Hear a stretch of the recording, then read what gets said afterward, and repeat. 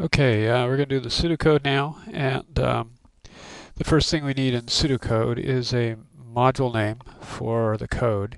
That module name, again, should be one that represents the entire process. So we can think of several and make a list and then choose the best one. I came up with auto estimate. But again, this is something that's determined by the programmer.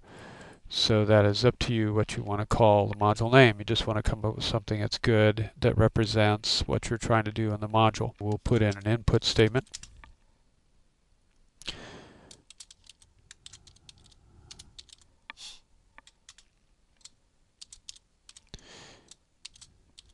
And notice I'm making first letter of each word used in the variable names that I'm inputting uppercase so that it's easier to read. At least it will be after you get used to it.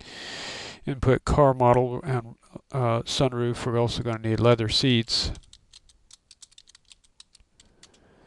And a response from the customer for custom speakers.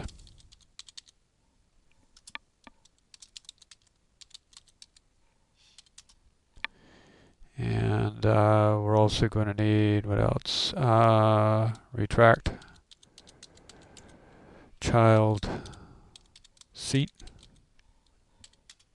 And also going to need a convertible response.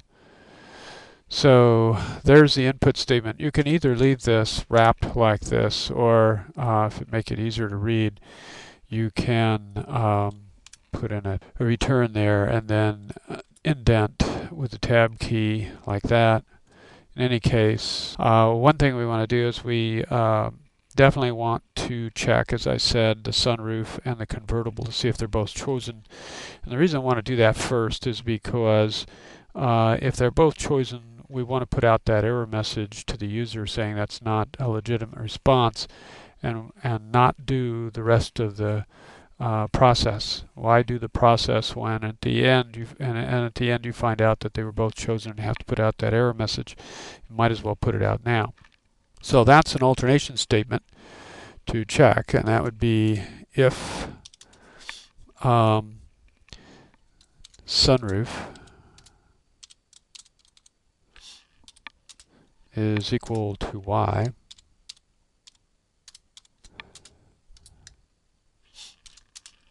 and convertible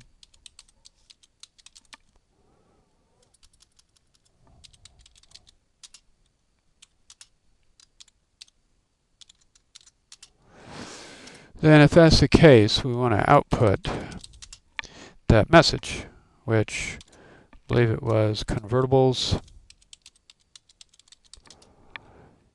do not come with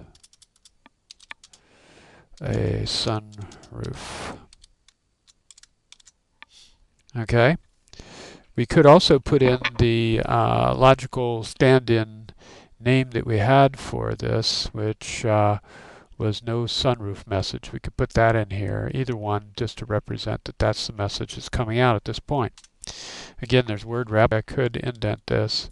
It's important to have things line up because it makes it easier to read. And it's class standard. Else, else, by the way, when used, should always be used on a line by itself. It should never be else and then continue on with what's going to happen. Makes it easier to read once you get used to it. So the else part to this if would be that we know we have legitimate information from the user, at least in the standpoint they haven't chosen sunroof and convertible simultaneously. So we want to start processing, and the first thing that comes to mind would be to determine what model they've chosen to get the base price, although it doesn't have to be in this order. It makes logical sense to me. We could check out for the extras first because they're independent of one another. At least we're going to make them that way. So if I'm going to check for car model though. If car model is, and I forgot to, let me come back and make this uppercase.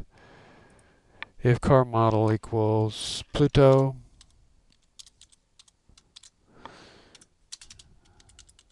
then in that case we're going to set the base price equal to 18,000. And we're going to hard code the 18,000 in, although typically you wouldn't do that. You would have those values in a database and read them in from the database and store them in variables. So you'd be setting base price equal to whatever you got from the database, because prices change. But we're going to avoid using a databases term. It adds complexity to the program beyond the scope of this class. So we're going to just go with hard coding. Hard coding means to enter the actual value into the program. You'll notice that I have Pluto in quotes, but I don't have 18,000 in quotes, and that is because 18,000 is a number and Pluto is a string. So all strings have to be in quotes. Those are the alphanumeric values, and all numbers are distinguished from being distinguished to be numbers because they do not have quotes. And we're going to have an else if car model is equal to asteroid, and then we'll set the base price in that case to, I think it was 19,000.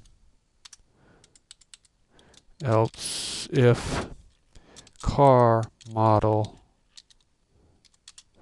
is equal to pulsar,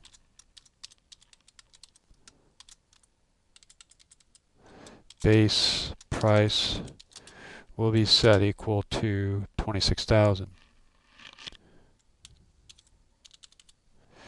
And if, and we're done with that part. Notice I didn't say, for instance, if car model equals Pluto 18,000, else if car model equal asteroid 19,000. I said, in each case I said base price equals to 18,000 or 19,000 or 26,000. If you just put the number in there, it's not telling me what you're doing with the number. In this case, I'm using an assignment statement to place the number into a variable.